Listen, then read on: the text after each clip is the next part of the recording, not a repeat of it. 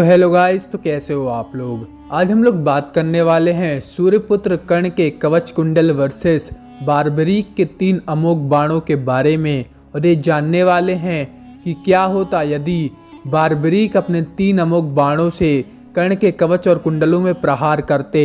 क्या बार्बरीक अपने अमोघ तीरों से कर्ण के अमृत से निर्मित कवच और कुंडलों को भेद सकते थे कि नहीं। ये सारी बातें आज हम इस वीडियो में जानने वाले हैं। तो चलिए ये वीडियो शुरू करते हैं। जय श्री राम। तो सबसे पहले बात कर लेते हैं सूर्यपुत्र कर्ण के कवच कुंडल और बार्बरीक के 3 अमोघ बाणों के बारे में। तो पहले जान लेते हैं महारथी कर्ण के कवच और कुंडलों के बारे में। तो कर्ण के कवच कुंडल उनको उनके जन्म के साथ ही प्राप्त हो चुके थे। कर्ण का जन्म उनके कवच और कुंडलों के साथ ही हुआ था।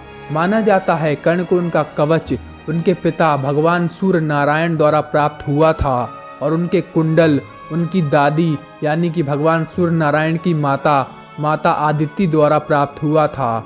ऐसा माना जाता है कि कर्ण के कवच और कुंडल अमृत से निर्मित थे। यह दोनों अमृत से बने हुए थे, इसलिए अभेद्य थे। और ऐसा माना जाता है कि कर्ण के कुंडलों में अमृत था, जिस वजह से सूर्यपुत्र कर्ण अजय और अमर थे। इसके अलावा कर्ण के कवच कुंडल अभेद्य थे।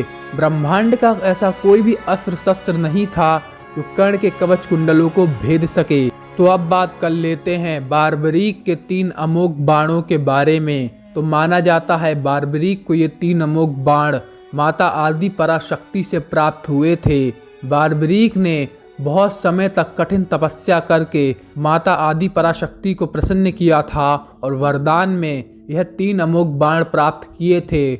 माना जाता है कि बार्बरीक अपने सिर्फ एक बाण से पूरे संसार के सभी योद्धाओं को पल भर में खत्म कर सकते थे। बार्बरीक के ये तीनों अमोघ बाण अमोघ और अचूक थे और ये एक बार में लाखों करोड़ों और अनगिनत लक्ष्यों को भेदने में सक्षम थे। और यदि बार्बरीक महाभारत के कुरुक्षेत्र युद्ध में उतर जाते तो वो सिर्फ अपने एक बाण से पांडव सेना और कौरव सेना समेत सभी योद्धाओं को एक पल में मार डालते।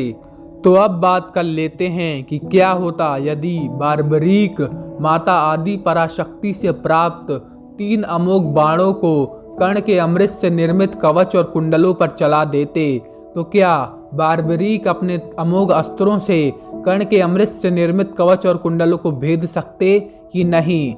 इस बात का उत्तर हमें महाभारत के कुरुक्षेत्र युद्ध में मिलता है। बार्बरीक के 3 अमोघ बाण तो क्या ब्रह्मांड के सभी अस्त्रों और शस्त्रों में सर्वश्रेष्ठ अस्त्र सुदर्शन चक्र, जो कि स्वयं देवों के देव महादेव के त्रिशूल के बराबर शक्तिशाली था, वह भी कर्ण के अमृत से निर्मित कवच और कुंडलों को भेदने में असमर्थ था। इस बात का वर्णन हमें महाभारत के कुरुक्षेत्र युद्ध के 14वें दिन की रात्रि युद्ध के बाद मिलता है। उस समय भगवान श्री कृष्ण अर्जुन से बोलते हैं, हे पार्थ, यदि महारथी कर्ण अपने कवच और कुंडलों के साथ युद्ध में उतर आते तो देवों का राजा इंद्र अपने वज्र को लेकर, यम अपने पाश को लेकर और सभी देवी देवता अपने अस्त्र शस्त्र लेकर, राक्षस और गंधर्व मांस और खून की वर्षा कर और सभी योद्धा अपने अस्त्र शस्त्र लेकर, तू अपने गांडीव के साथ और मैं अपने सुदर्शन चक्र के साथ भी उसके कवच और कुंडलों पर वार करते, तब भी हम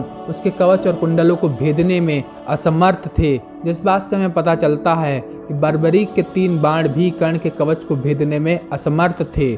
इसीलिए यदि वह अपने 3 अमोघ बाणों से कर्ण के कवच और कुंडलों में प्रहार भी करते, तब भी वह 3 अमोघ बाण कर्ण के कवच से टकराकर नष्ट हो जाते।